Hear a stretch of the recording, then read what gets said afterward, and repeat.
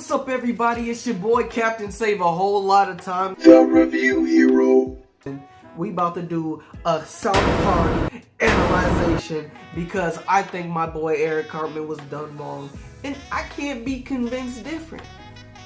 Maybe I can convince you. I'll start off by kind of giving you a breakdown of how the first post-COVID made-for-TV movie went, and then I'm going to also break down kind of my thoughts on the situation and why it's philosophically wrong how Cartman was treated.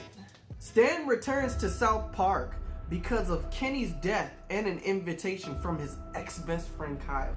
It was fitting to see Stan growing up to be exactly like his father in this future, this post-COVID future.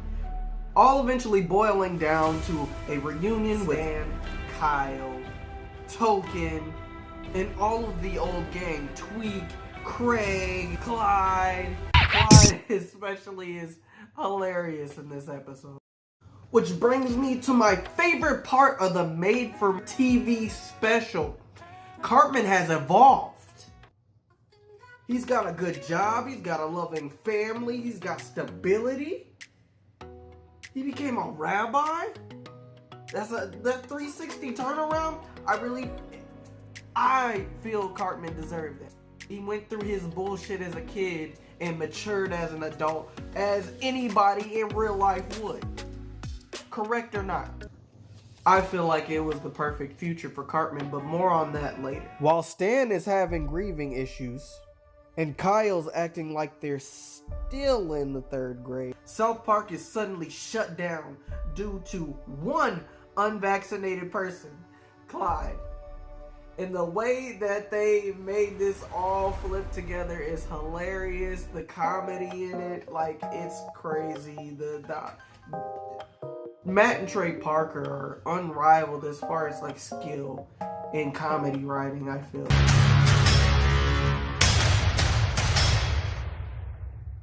Clyde, who thinks titties will grow on his head if he takes the vaccine because a professional told him that. Later on, we get to see who that professional was, and that joke is one of the most fire jokes put together. You told you that. You're the professional. They're hilarious. Listen to me very carefully. Do not get vaccinated, ever. It'll make you grow titties on your head. But having everything shut down gave them more time to meddle about who killed Kenny. Eventually finding out Kenny died due to going into the past to help his friends reconnect their broship. Ironic, right? They were looking for what Kenny left behind for his best friends, right? And there was only one place that they would find it. Stan eventually confronts his father and his issues he's been having, but they don't do much but blame each other, you know, and don't take each of them don't take responsibility for the deaths of Randy's wife and daughter and Stan's mother and sister. When really it's both of their fault, Randy's major insensitivity and selfishness and Stan's rage and lack of self-control. They both played a huge role in their deaths, if you ask me. But this reunion eventually leads to Stan getting to know the truth about Randy doing the nasty with the pangolin. After extracting the information out of Kenny's ass, he pretty much tells them that they ruined the future and it's their fault. And eventually Kyle comes to the conclusion they need to finish Kenny's work, travel to the past and change things. They end up getting to chat with Butters and they leave him a piece of paper and he builds a little cup. He does an NFT pitch to him and escapes because Butters. But the funny thing is, Butters has always been a salesperson. Look at the gold. Look like when he was selling the gold, when he was selling the vape pens, when he was selling kisses. Like, bro, like this man has always been an entrepreneur. So this was excellent fitting.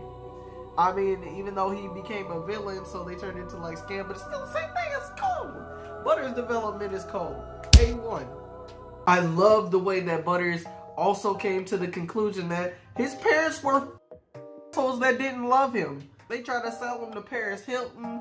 They grounded him for like absolutely no reason at all, bro. In a lot of ways, Cartman was still the same, using religion as weapon, making his family do Anne Frank references when you really don't have to be like that. Knocking out Tweak and Craig, Clyde. He was fighting for the fact that he didn't want his loved ones to be gone, possibly, right? I feel like that's a reason. I feel like Cartman had a justifiable reason to be a kid.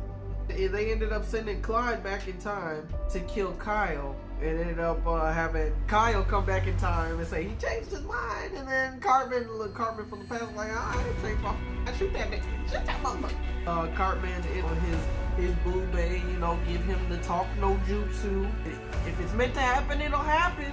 He believed in what she said, and he went back in the past, shot Clyde, and shot him a lot. Shot Clyde a lot. And then when they went back, Cartman was nothing but a fat blob with piss stains, and he feels like a homeless hobo on the street. Tell me how that is fair, bro. It's so sad he never did anything with his life.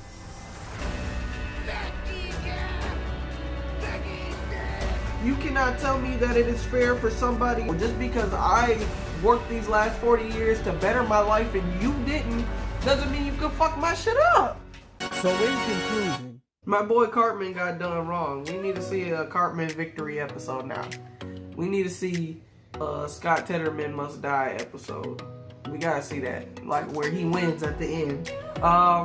But the highlights of what I did, like, I love that Cartman finally beat Kyle's ass. Like, cause every time Cartman and Kyle fight, he's always the one that loses all the time. He's always the one that loses. But he won this time. I love seeing Ike. He turned into a full-fledged Canadian man. See Ike. It was cool to see how everybody get a glimpse of the future. Leave a like, comment, subscribe. Let me know what you think about this situation, because I think Cartman got over. And if you listen to my explanation and think I'm correct about how I view it, let me know. Or if you think it's different, you think Cartman deserves it, let me know. Catch you on the next one. A Superman shouldn't stand this shit. Would you love me if I'm not this rich?